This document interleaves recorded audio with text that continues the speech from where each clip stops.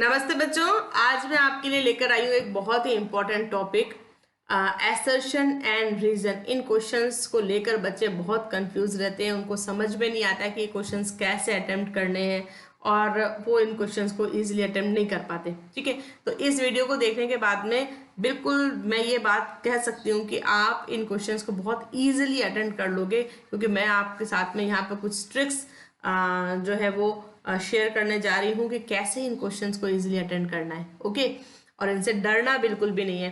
तो यहाँ पर मैं आपके साथ में जो सैंपल क्वेश्चंस डिस्कस करूंगी वो चैप्टर 2 को लेकर करूंगी, क्लास 12 के। ओके, तो स्टार्ट करते हैं वीडियो।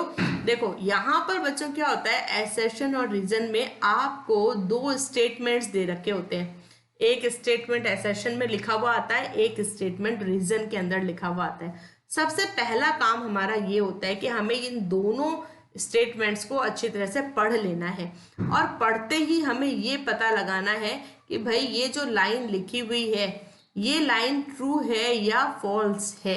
तो सबसे पहली बात हमें ये पता लगानी है कि भाई सही लिखा है या गलत लिखा है। और बच्चों ये पता लगाने का कोई शॉर्टकट नहीं है। ये बात आप तभी पता लगा पाओगे जब आपके कंसेप्ट्स क्लियर होंगे, आपने थ्योरी बहुत अच्छे से पढ़ी हुई होगी और आपने अपनी जो एनसीईआरटी की बुक है उसको लाइन टू लाइन कई बार रीड आउट किया होगा। तो आपके पास में कंसेप्ट्स बने हुए होंगे दिमाग में, और आप लाइन को पढ़ते ही ये पता लगा लोगे कि ये ट्रू है या फॉल्स है। तो यहाँ पर कोई शॉर्टकट नहीं है, आपको पढ़ाई करनी ही है, कंसेप्ट्स अपने क्लियर करने ही है। ओके, तो पहली बात तो ये। अब जैसे ही आपने पता लगा लिया भाई ट्रू और फॉल्स, तो आपके सामने देखो बच्चों ये जो तीन ऑप्शंस हैं इनको देखो। तीनों ऑप्शन क्या कह रहे हैं, if assertion is true reason is false, if both false, if assertion is false reason is true. यानी कि सिर्फ ट्रू फॉल्स का पता लगाने से आप इनमें से किसी भी एक ऑप्शन को चूज कर सकते हो, यानी कि डायरेक्ट आंसर आपके सामने है।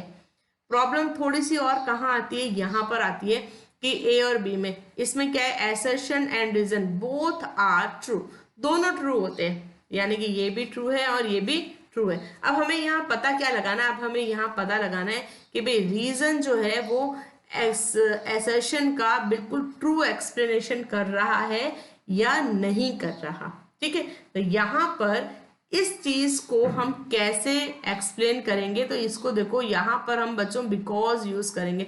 बिकॉज है ना, मोर देन 70% केसेस में हमारा काम कर जाता है। या फिर इसकी जगह हम देयरफॉर और ड्यू टू ये वर्ड्स भी यूज कर सकते हैं। कैसे यूज करना है वो देखना। हम क्या करेंगे, एसर्शन वाली लाइन को पढ़ेंगे, उसके बाद में हम वहां पर पढ़ेंगे बिकॉज। जब लाइन खत्म हो रही है ना तो हम क्या पढ़ेंगे, बिकॉज, और फिर रीजन वाली लाइन को हम पूरा पढ़ेंगे। तो ये इस तरह से जब हम लाइंस को, दोनों लाइंस को बिकॉज, देयरफॉर या ड्यू टू लगाकर कनेक्ट कर लेंगे, तो कनेक्ट करते ही हमें बिल्कुल पता चल जाएगा कि भाई ये इसको करेक्टली एक्सप्लेन कर रहा है या नहीं कर रहा। ओके, तो हम इसमें से ऑप्शन को चूज कर लेंगे।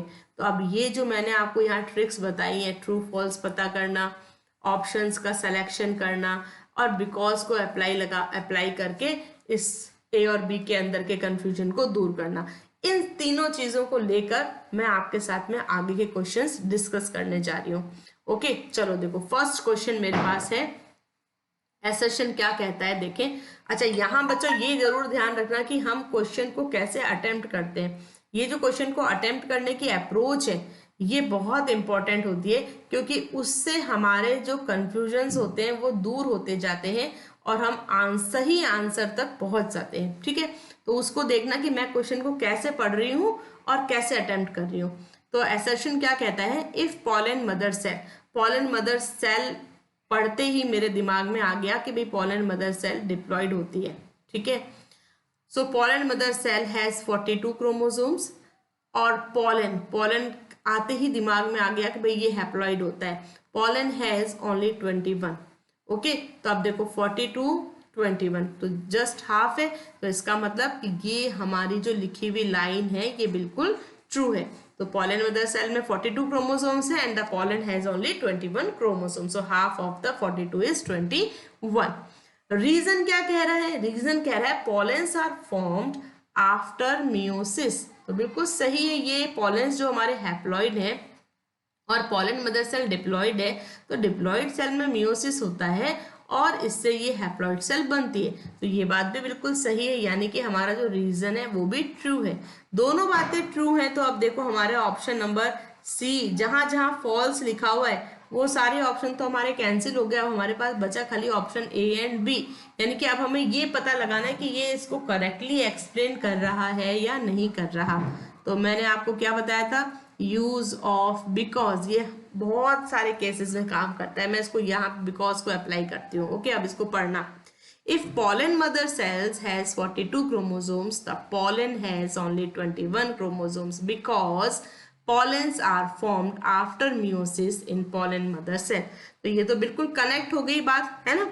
बिल्कुल करेक्टली रीजन जो है वो एसर्शन को एक्सप्लेन कर रहा है कि भाई मियोसिस होगा तभी क्रोमोसोम नंबर जो है वो रिड्यूस होंगे और पॉलन मदर सेल के अंदर मियोसिस होगा और पॉलेंस बनेंगे, है ना। तो बिल्कुल इसने एसर्शन को एकदम करेक्टली एक्सप्लेन कर लिया। तो हमारा ऑप्शन ए जो है वो राइट आंसर हो जाएगा। तो ये थी क्वेश्चन को अटेंड करने की अप्रोच। तो इस अप्रोच को मैं आगे वाले सारे क्वेश्चंस में सेम अप्रोच लगा के और फॉलो कर रही हूँ, और ये जो अप्रोच है ये फेल नहीं होती और हम सही आंसर तक पहुंच जाते हैं अगर हमने किताब को पढ़ा है और हमारे कंसेप्ट्स क्लियर है ना। कंसेप्ट क्लियर होना बहुत जरूरी है।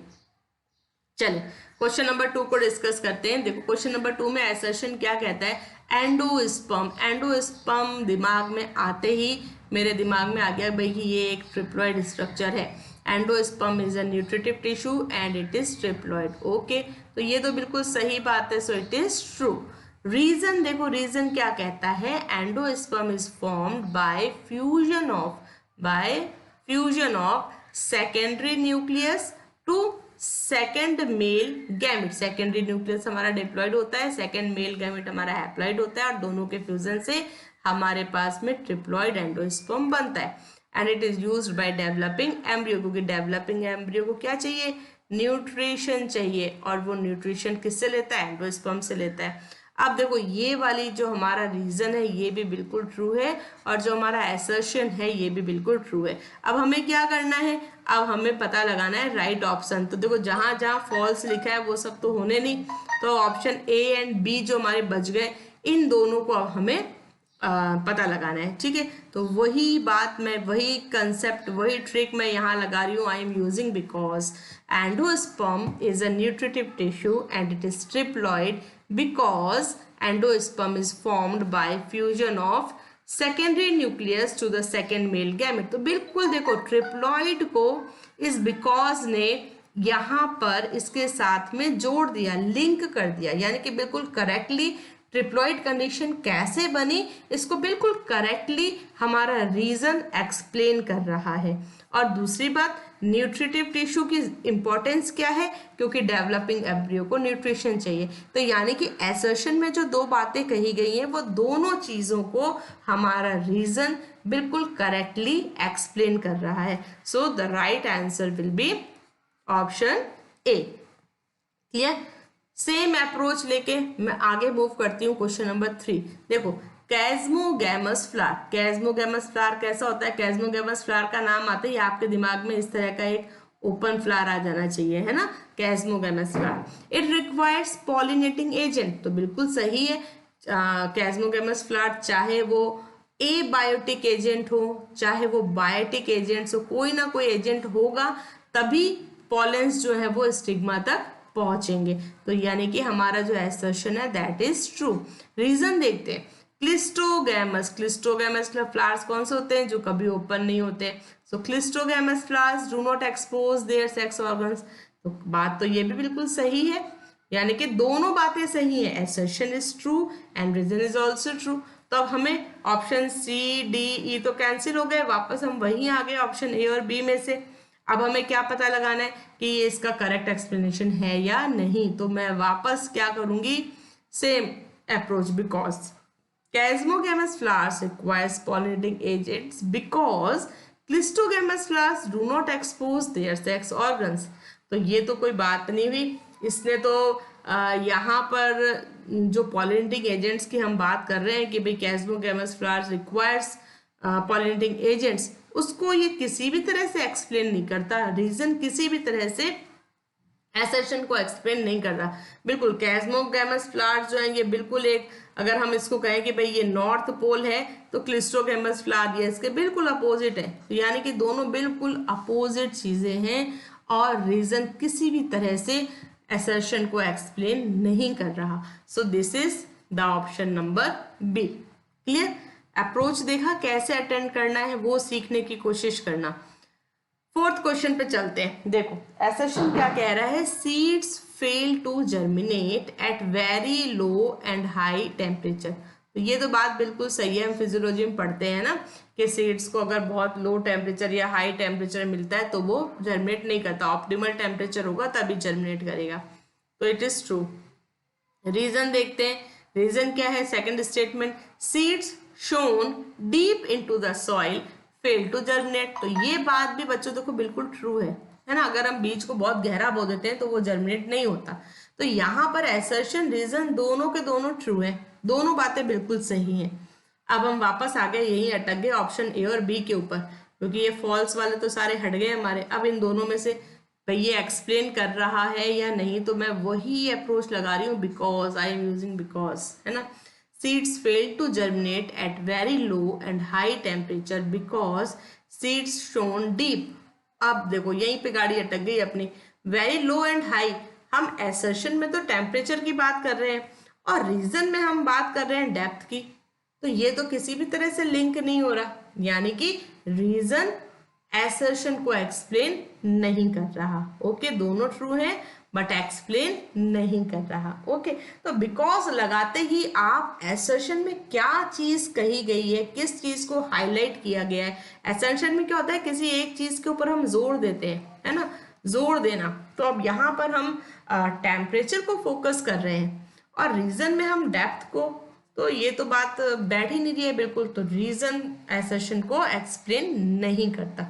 ओके, चलो देखो क्वेश्चंस अटेंड कैसे कर रहे हैं वही सीखना है आपको। ओके, कंसेप्ट्स क्लियर करने हैं।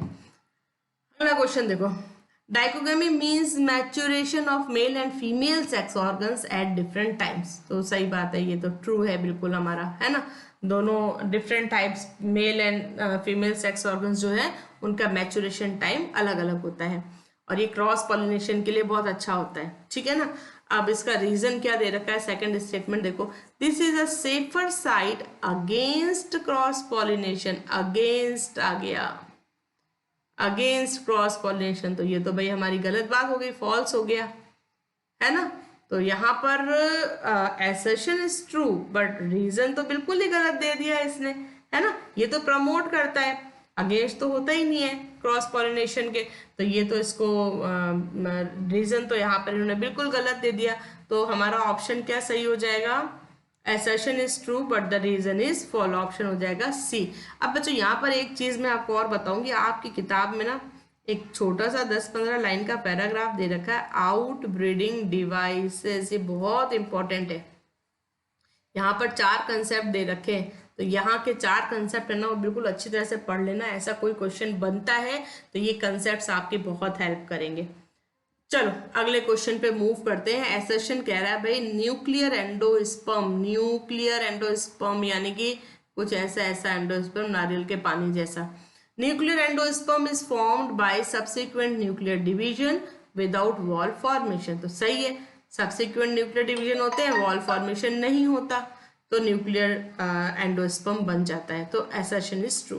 रीजन क्या कह रहा है भाई, coconut is an example of such endosperm where the endosperm remains nuclear throughout the development of the fruit। ये बात गलत हो गई भाई, ये बात गलत हो गई, क्योंकि जब हम कभी ऐसे नारियल का पानी पीते हैं तो फिर बाद में नारियल वालों को कहते हैं भाई काट के दे दे नारियल, अंदर जो गिरी है वो खानी है, ऐसा होता है ना।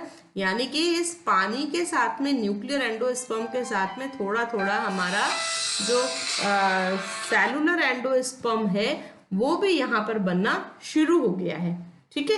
तो रीजन हमारा क्या हो गया बच्चों, फॉल्स हो गया। तो assertion is true but the reason is false. So option हमारा क्या हो गया? सी. चलो अगला क्वेश्चन देखते हैं. assertion क्या कह रहा है? insects visit flowers to gather honey. अरे वाह, अगर ऐसी बात होती कि भाई फूल के ऊपर ही शहद रखा है तो हम इंसेक्ट्स को क्यों तकलीफ देते? हम तो हमारा खुद का ब्रांड बना लेते हनी का, है ना. तो शहद तो हम खुद ही फूल पे से उठा के ले आते. तो भाई ये बात तो हमारी क्या हो गई? फॉल्स हो गई. अब देखो रीजन क्या कह रहा है. रीजन कह रहा है attraction of flowers prevents the insects from damaging other parts of the plants. ये बात कुछ समझ में नहीं आई भाई, है ना. क्यों समझ में नहीं आई? कि देखो फ्लावर जो प्लांट के ऊपर लग रहा है अपना, इस फ्लावर का पर्पस क्या है? इसका तो पर्पस है इंसेक्ट्स को अट्रैक्ट करना. और अट्रैक्ट क्यों करना? पॉलिनेशन के लिए अट्रैक्ट करना. पॉलिनेशन करने के लिए ये इंसेक्ट को अपनी ओर अट्रैक्ट कर रहे हैं. तो फ्लावर का पर्पस कभी भी ये नहीं होता कि प्लांट के जो दूसरे पार्ट्स हैं उनको इंसेक्ट के डैमेज से बचाना है.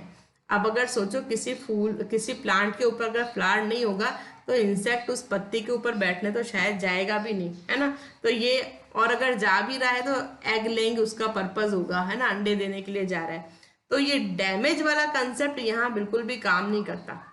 क्यों नहीं करता? कि भाई इंसेक्ट को अगर खाना है पत्तियों से, कोई इंसेक्ट है अगर उसको लीफ के ऊपर अगर वो फीड कर रहा है तो वो तो फीड करने के लिए आएगा ही आएगा.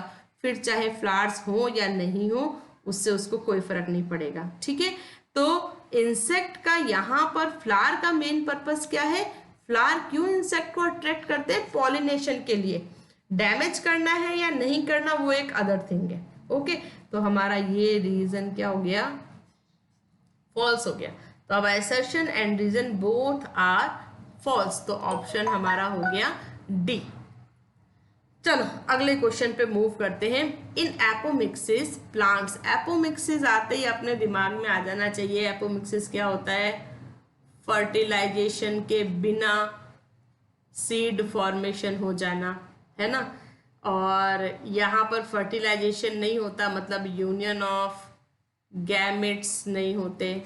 ठीक है. जब यूनियन ऑफ गैमेट्स नहीं हो रहे हैं तो कोई भी तरह का इसमें जेनेटिक वेरिएशंस नहीं आते. जो प्रोजेनी बनेगी उसमें कोई जेनेटिक वेरिएशन नहीं आएगा. प्रोजेनी बिल्कुल पेरेंट के समान हो जाएगी, है ना. तो अब असर्शन को पढ़ते हैं. In apomixis plants of new genetic constitution are produce. तो बिल्कुल गलत हो गया, फॉल्स हो गया ये. ठीक है. न्यू जेनेटिक कंस्टिट्यूशन तो होगा ही नहीं क्योंकि यूनियन ऑफ गैमेट्स यहाँ पर नहीं होता.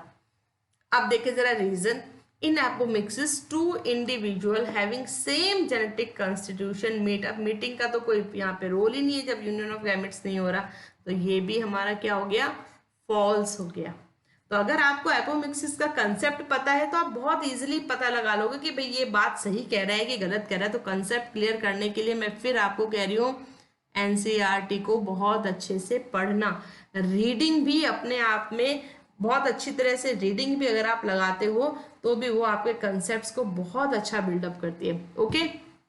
तो ये हो गया क्वेश्चन नंबर 8 हमारा.